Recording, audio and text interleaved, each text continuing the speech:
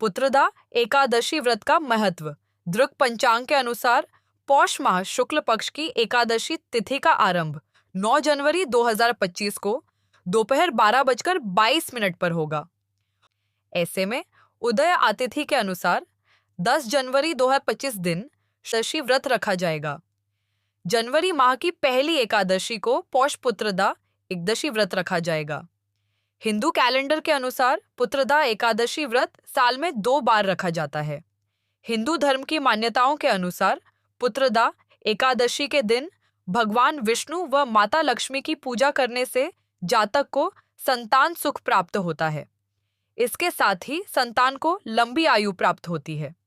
पौष पुत्रदा एकादशी को वैकुंठ एकादशी भी कहते हैं। कहा जाता है कि इस व्रत के पुण्य प्रभाव से व्यक्ति सभी सुखों को भोगकर अंत में मोक्ष को जाता है।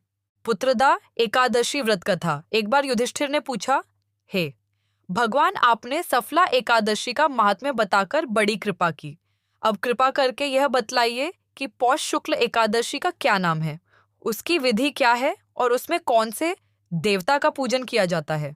भक्तवत्सल भगवान श्री कृष्ण बोले, हे राजन, इस एकादशी का नाम पुत्रदा एकादशी है। इसमें भी नारायण भगवान की पूजा की जाती है। इस चर और अचर संसार में पुत्रदा एकादशी के व्रत के समान दूसरा कोई व्रत नहीं है। इसके पुण्य से मनुष्य तपस्वी, विद्वान और लक्ष्मीवान होता है। इसकी मैं एक कथा कहता हूँ, सो तुम ध्यानपूर्वक सुनो। भद्रावती नामक नगरी में सुकेतुमान नाम का एक राजा राज्य करता था। उसके कोई पुत्र नहीं था। उसकी स्त्री का नाम शैव्या था। वह निपुत्री होने के कारण सदैव चिंतित रहा करती थी। राजा के पितर भी रो रोकर पिंड लिया करते थे और सोचा करते थे कि इसके बाद हमको कौन पिंड देगा।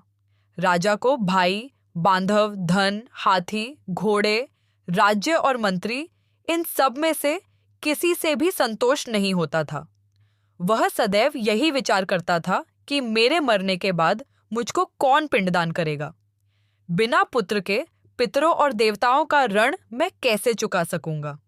जिस घर में पुत्र न हो उस घर में सदैव अंधेरा ही रहता है। इसलिए पुत्र उत्पत्ति के लिए प्रयत्न करना चाहिए। जिस मनुष्य ने पुत्र का मुख देखा है वह धन्य है। उसको इस लोक में यश और परलोक में शांति मिलती है, अर्थात उनके दोनों लोक सुधर जाते हैं। पूर्व जन्म के कर्म से ही इस जन्म में पुत्र, धन आदि प्राप्त होते हैं। राजा इसी प्रकार रात दिन चिंता में लगा रहता था। एक समय तो राजा ने अपने शरीर को त्याग देने का निश्चय किया, परंतु आत्मघात को महान पाप समझकर उसने ऐसा नहीं किया। एक दिन राजा ऐसा ही विचार करता हुआ अपने घोड़े पर चढ़कर वन को चल दिया तथा पक्षियों और वृक्षों को देखने लगा। उसने देखा कि वन में मृग, व्याघ्र, सुअर, सिंह, बंदर, सर्प आदि सब भ्रमण कर रहे हैं। हाथी अपने बच्चों और हथिनियों के बीच घूम रहा है। इस वन में कहीं तो गीदड़ अपने कर्कश स्वर में बोल रहे हैं, कहीं उल्लू ध्वनि कर रहे हैं। वन के दृश्यों को देखकर राजा सोच विचार में लग गया। इसी प्रकार आधा दिन बीत गया। वह सोचने लगा कि मैंने कई यज्ञ किए, ब्राह्मणों को स्वादिष्ट भोजन से तृप्त किया, फिर भी मुझको प्राप्त हुआ क्यों? राजा प्यास के मारे अत्यंत दुखी हो गया और पानी की तलाश में इधर उधर फिरने लगा। थोड़ी दूरी पर राजा ने एक सरोवर देखा। उस सरोवर में कमल खिले थे तथा सारस, हंस, मगरमच्छ आदि विहार कर रहे थे। उस सरोवर के चारों तरफ मुनियों के आश्रम बने हुए थे। उसी समय राजा के दाहिने अंग फड़कने लगे। राजा शुभ शकुन समझकर घोड़े से उतरकर मुनियों को दंडवत प्रणाम करके बैठ गया। राजा को देखकर मुनियों ने कहा, हे राजन, हम तुमसे अत्यंत प्रसन्न हैं। तुम्हारी क्या इच्छा है, सो कहो। राजा ने पूछा, महाराज, आप कौन हैं और किस लिए यहाँ आए हैं? कृपा करके बताइए।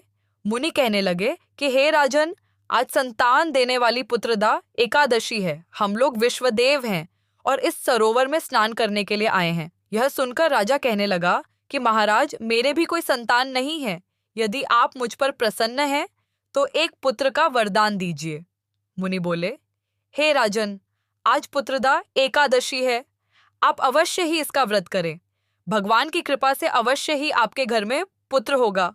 मुनि के वचनों को सुनकर राजा ने उसी दिन एकादशी का व्रत किया और द्वादशी को उसका पारण किया। इसके पश्चात मुनियों को प्रणाम करके महल में वापस आ गया।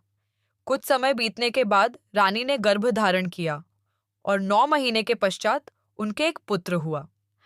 वह राजकुमार अत्यंत शूरवीर, यशस्वी और प्रजापालक हुआ। श्री कृष्ण बोले, हे राजन, पुत्र की प्राप्ति के लिए पुत्रदा एकादशी का व्रत करना चाहिए। जो मनुष्य इस महात्म्य को पढ़ता या सुनता है, उसे अंत में स्वर्ग की प्राप्ति होती है। Thank you for watching my videos.